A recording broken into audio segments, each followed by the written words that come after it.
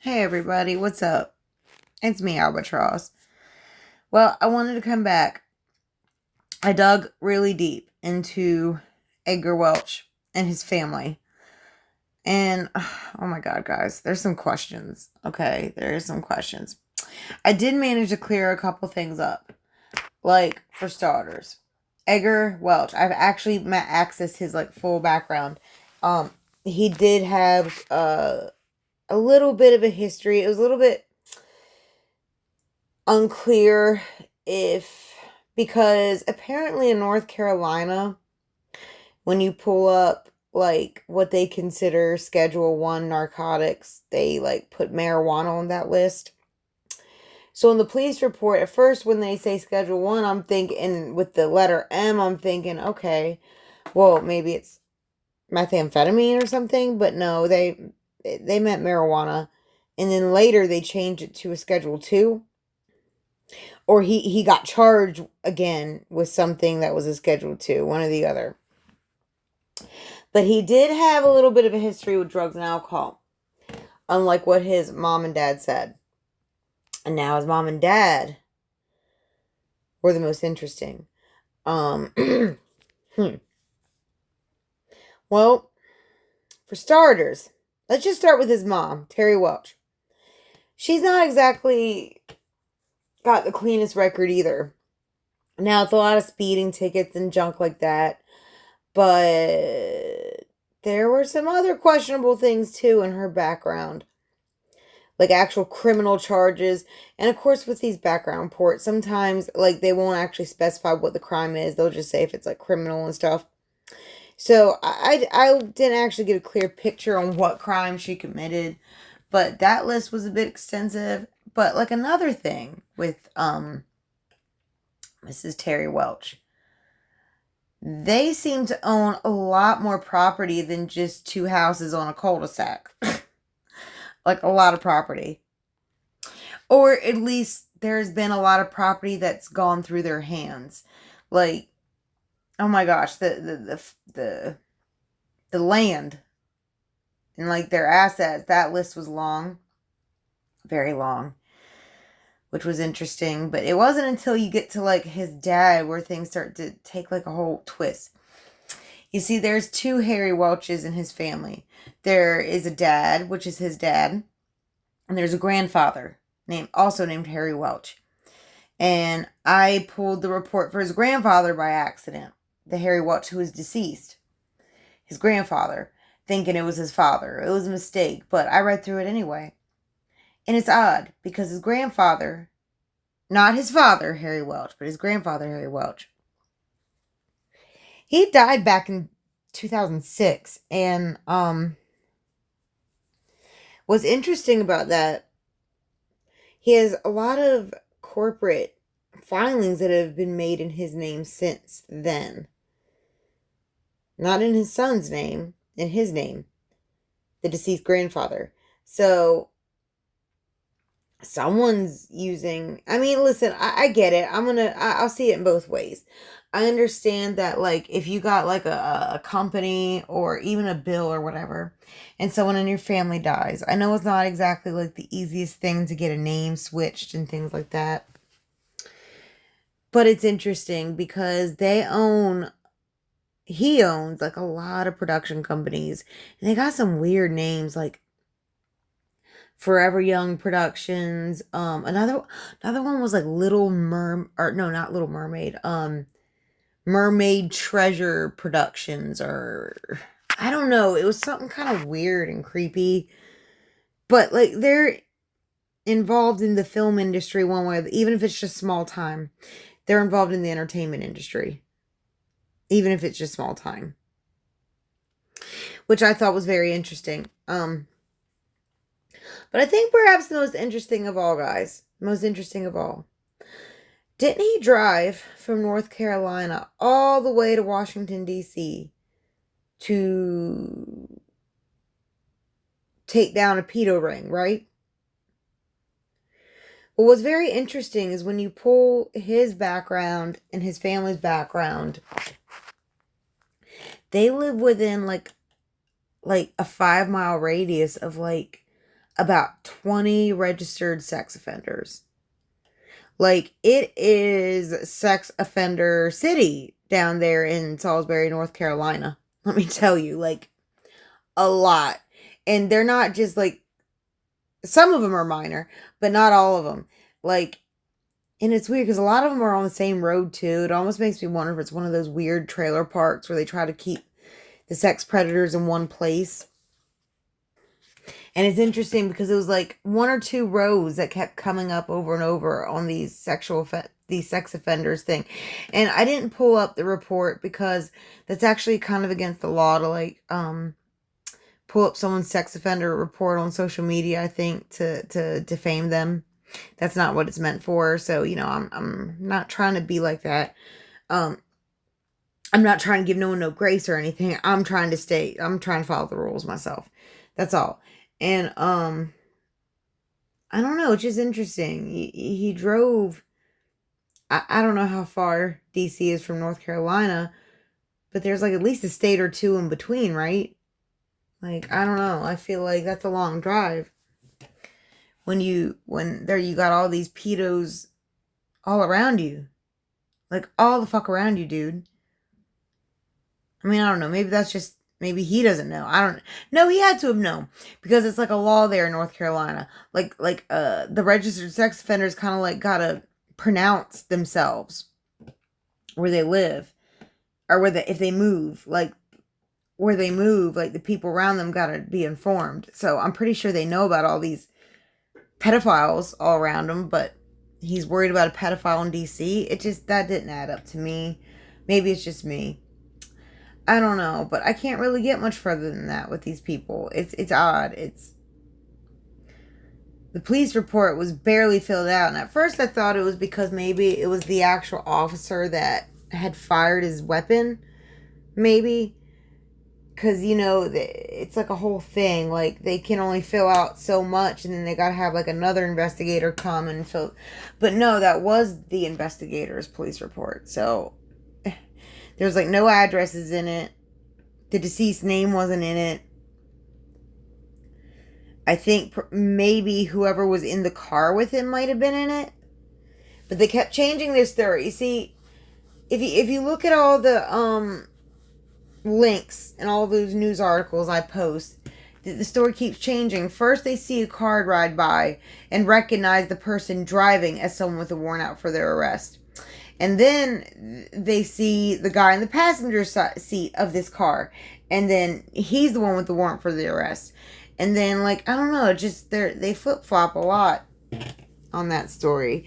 And I don't know, I'm just saying, if I was a citizen of, where did he get shot? Of Kannapolis. If I was a citizen of Kannapolis, I wouldn't really be satisfied with that police report. I'm just saying. I mean, I feel like when a cop has to use his firearm, and I know they have to sometimes, but I feel like at the very least, they need to be very detailed about the situation that went down. Like, there's no details in that police report. Like, they don't tell you how many shots were fired. They don't tell you anything in this police report. Nothing. Absolutely nothing. You got to look at the news articles to find out what happened. That's the thing. That's why we'll never really know what happened. Because the news lies. Or the news was lied to. But they didn't get that information from the police report. Because there wasn't anything on the damn police report. And I don't know. I guess I'll have to wait for a year to ask for the body cam footage whenever they get done investigating, if they are in fact investigating it. But anywho, that's what I had for that right now.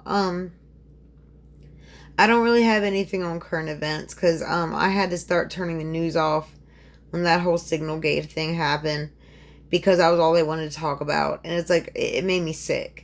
The absolute hypocrisy. It made me sick to my freaking stomach that they were going on about that, considering how many Gmails that got leaked from WhatsApp from so many other politicians, including the Clintons. So it's just like, okay. If they didn't have to step down, if no one demanded them to step, like, this is getting ridiculous, guys. It's getting absolutely ridiculous. They're burning cars. They're doing crazy stuff like that. Like, This is not the kind of behavior I can just abide by. And well, if I notice something about myself. I start to watch the news too much. It weighs on my soul. I don't know if it's the dishonesty or if it's the fear mongering. I don't know what it is, but it literally exhausts me. Like it wears me down. But I gotta kind of find a happy medium, because I used to think that if I just hid away from the world and the news, I used to actually tell myself it's not like I can ever like do anything to change any of this. So like, what's the point? But that's what they want. That's what they want you to feel like. That's the thing. Because that's not the case. That it's never been the case. Any one person can make a difference, even small. But like, imagine if we all got on here and started talking like, I saw a story on the internet. It was a mom who was talking about how speaking up works. She had her son had a surgery, right? And the doctor, I guess, did a horrible job and didn't even check on the kid at all. And she went and left a review online about this doctor, because the doctor wasn't giving the kid any medicine for the nausea from the anesthesia or nothing, and was totally gaslighting her and ignoring her. Well, she left a review online. Well, that got the doctor's attention. And it got, like, the doctor was so mad at her that he actually yelled at her in front of her son the next time they went in there. And then she was like, so it's like, speaking up online and stuff, it does make a difference. It makes a huge difference. I don't want to hear it. Like, that's the only way you can hold the fucking pigs accountable. That's the only way. It's just by constantly talking about it. We need more people talking. We need more people on this internet talking. We do. But I appreciate all of my followers. Thank you guys for coming back and watching these videos. I will ask you one favor. I have the petition in the description to defund and dismantle the CIA. Now, I've been really pushing hard this petition lately, because they are like the rot behind everything. It's just like they're just like the rot. Not, I mean, like, it goes a lot deeper than that. But if we get rid of the CIA, then we have a chance to start turning this dumb narrative around, to get this dumb mind rot off the TV. Like, you guys know that this is all the CIA, right? Like the reason, like, those news reports about the Pizzagate shooter getting killed, why it had the same picture in every single news article, why it seemed like it had the same headline. It's because there's a reason. It's by design. The CIA. It's the CIA. Why hasn't a single journalist once since Trump has been, not once have they asked about these missing migrant children? Have any of you wondered why that is? It's because the CIA won't let them. The CIA won't let them. I mean, come on. They've talked about some of the most dumb, boring ass stuff. So there's a reason they're not talking about that. Because that does get people upset. It gets people emotional. And it's sad, because there's still so many people who don't know that there's 500,000 children missing. And you know what? I've had a lot of people comment me and tell me that there are people looking for them. They're just not talking about it on the news. Okay, well, that's fine. That's not even the whole point. The whole point is, okay, well, if they are indeed looking for these kids, right? What's going to happen when they find them? That's what I want to know, okay? Like, if they have parents, like, how do we know their parents weren't the ones who sold them? And if they weren't, and let's say they have parents that were looking for them, right? Parents that were actually looking for them, that would be great. But, like, most of these kids were displaced and orphaned and given up and sold. So what happens to them? How are you going to deport them? How are we going to know that they're not going to go back into the circuit? Like, these are questions that these journalists need to be asking. Like, they're not going to say anything if no one asks them.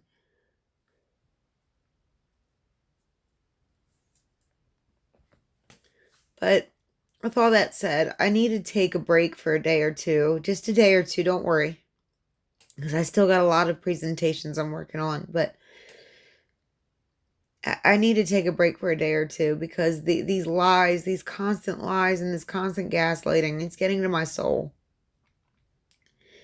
It's breaking me down and I need to meditate and stuff. I don't know. I just need a day or two to think. But it would be a huge help if you signed and shared the petition. Please, please sign and share the petition before they take it down. I mean, not the website. They haven't threatened to take it down. I'm just saying before the CIA takes it down. Or worse, they, by the way, I'm not suicidal in any way whatsoever. In any yes, I have been tired. I've been very tired and worn down, but that does no way whatsoever equate to, no. That's the last thing you gotta worry about for me. No, not at all. No. Something happened to me, I promise, and they try to pull that crap, suicide, my ass. I'm telling you guys right here, right now, there's no way on God's green earth I'm gonna kill myself, so. It's just not my nature. I'm not gonna do it. I know I come on here and talk about a lot of dark stuff, but I love life and I love humans. I love humanity. I love people. I love children. I just, I've always wanted to help. I've never really known how to help people, but like, I feel like signing this petition's a start. I don't know. I hope. But it's got to be all of us. Like, there's no more hero, okay? Like, we got to stop looking for a hero. Stop waiting for Trump to do anything, because as hard as he may try, there's a lot of things working against him. Like, I have a very bad feeling, and I hope I'm wrong about this, but I have a very bad feeling the Supreme Court's been compromised. I hope I'm wrong. I really hope I'm wrong. But we all need to start thinking about what we're going to do if these dictating bureaucrats are not going to let us be free, even though that's what we voted for. Yeah. So we need to take some action ourselves, and getting rid of the CIA is a good start. There are so many other organizations that need to go, but they really need to go. They really need to go. They never even had a good foundation to begin with. Their foundation was built on secrecy and unethical behavior and mind control. All this stuff, like, an organization built on such a rotten foundation, it needs to go. The CIA has not done one single thing to help humanity at all. At all. Especially not for their own citizens. They have been a cancer to humanity of the earth, all over the earth, United States and foreign countries. They are a cancer, and the CIA needs to go. They need to go. We need to let these evil things go. We need to let them go. You might be asking, Albatross, well, who's going to do the job the CIA does? The same ones who were doing it before. The State Department, or along with the FBI or the Army. Shit, anyone can do what the CIA is doing without hurting so many people.